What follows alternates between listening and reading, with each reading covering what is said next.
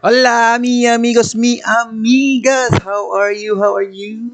Okay lang mo diha? Okay ra po dire. So itong video na to, magtatagalog muna tayo kasi para mas maintindihan ng nakakarami no na nasa group, no.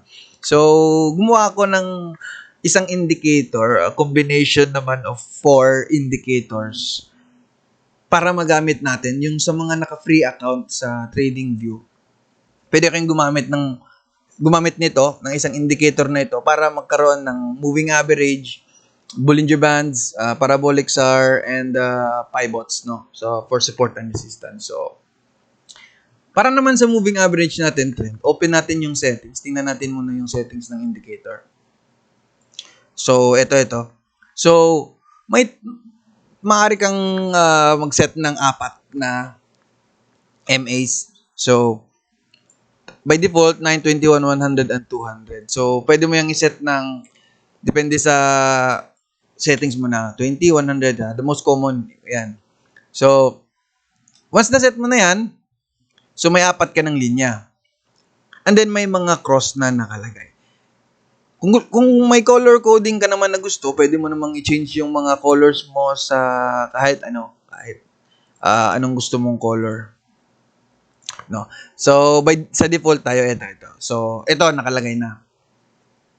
So, sa MA, so, kasi pag MA moving average, di ba may sinusunod tayong so, siguro alam nyo na. So, explain ko na lang to. Gagawa siya ng cross, golden cross and the death cross, pag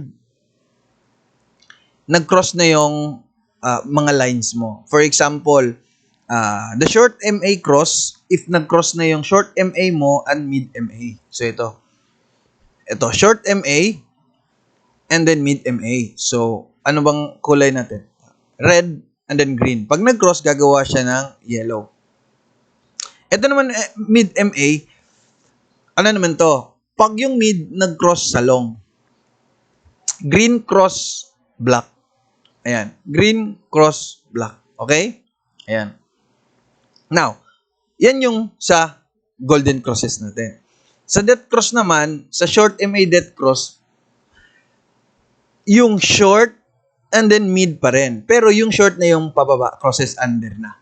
So, red, crosses under are green. Let's say, saan ba? Ayan. Red, cross under green. Alright? And then, nag-death tayo. Baba. So, sa short naman, ano tayo? Green crosses black. Hanap tayo dito. So, black cross. Ayun, no? Green crosses black. So, yan yung indication na bababa tayo. No? Alam niyo naman siguro paano magbasa ng MA. So, di ko na-explain dito. Basta yung settings lang ng itong indicator na ito. Now, if gusto mo naman ng volatility or yung gano hanggang saan pwedeng mag-change yung prices natin, no? Yung volatility. So, i-turn mo to, background, and then ito. Okay? Masiset mo rin yung kulay, and then the settings ng length, kung anong gusto mo for your median, ito, multiplier mo, sa deviation mo, then source ng presyo. So, ito, dito sa style naman, siguro alam niyo paano naman cross natin to. Shit. Right? Yan. So, ayan, may tayo, Bollinger. So, yan lang yung settings ng Bollinger. Pwede nyo i-adjust kung depende sa gusto nyo. So, yan, kasali siya dito sa indicator. So, alam nyo naman kung paano gamitin yung Bollinger. So, yan. So, next naman is yung SAR natin. SAR. So, turn off natin to. Turn on natin yung SAR. Ayan. So, may SAR siya.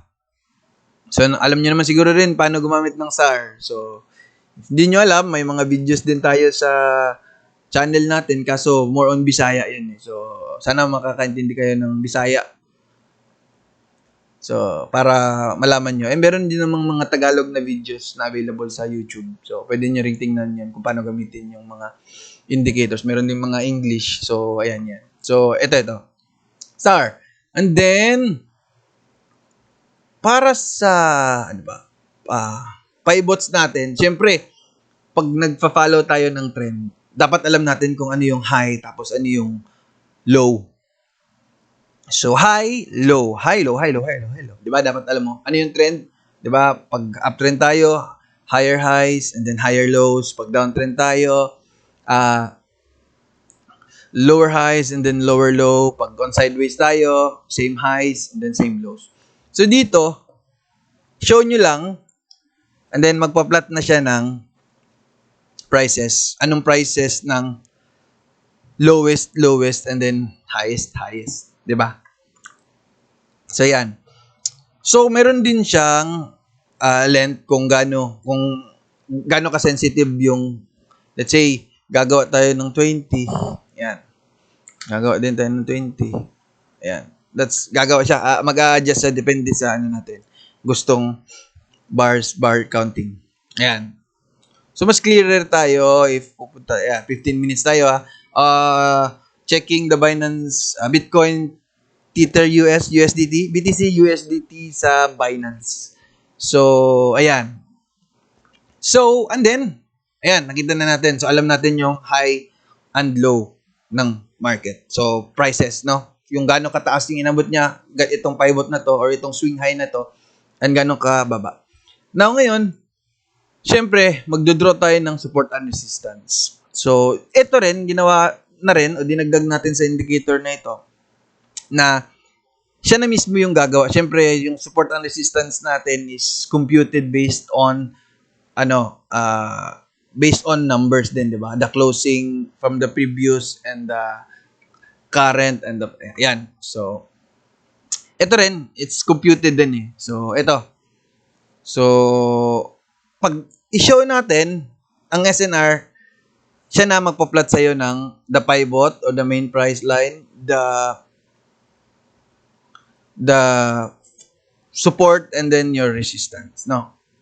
So, your supply, and then the demand. So, pivot based on 1 day tayo. Para alam natin kung sa 1 day, saan yung support and resistance. Ayan.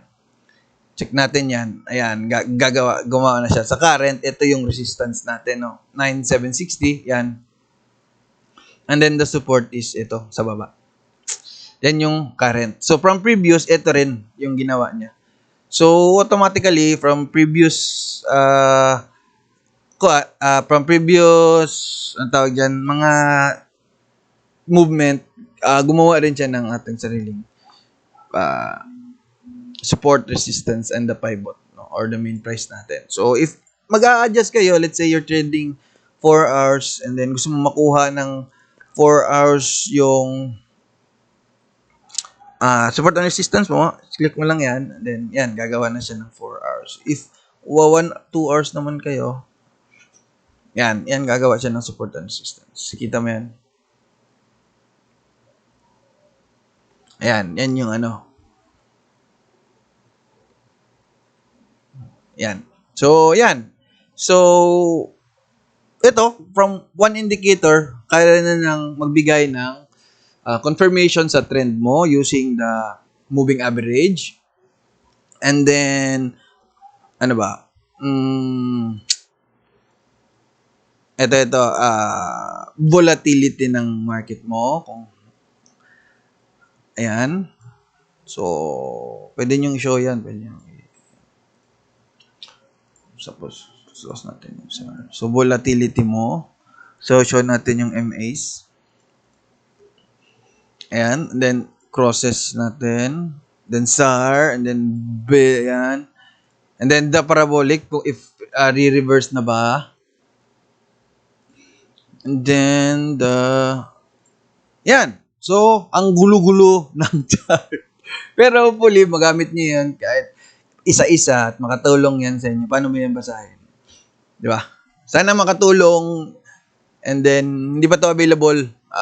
So, if gusto nyo, comment na lang sa video if gusto nyo na to na indicator para mabigyan kayo ng chance na makuha ang code nito. So, yan. Sana ma-interested kayo nito. Kasi gagawa pa tayo ng iba, dun din sa MACD and then sa RSI and other indicators na pwedeng makatulong sa inyo. Di ba? For more confirmations. Ayun, sana nagustuhan nyo tong video. And tama, pa-like din pa-like and then follow na lang ng yung page natin, Bisaya Trading Channel sa Facebook, no. So kasi depending sa anong gusto ng mga natin, mga parikoy or mga migo-miga natin diyan, gagawa tayo, no? Based din sa availability ng time natin. So sana makakatulong to sa inyo. Hopefully, if may code kayo nito. Siguro first 5 na pwede kong bigyan ng code na to para matry rin nila. Di ba? Yan. So, babush. Check niyo yung other videos, ha? Babush. Bisaya lang, Bisaya. Bisaya. Bisaya, pero may Bisaya. Babush.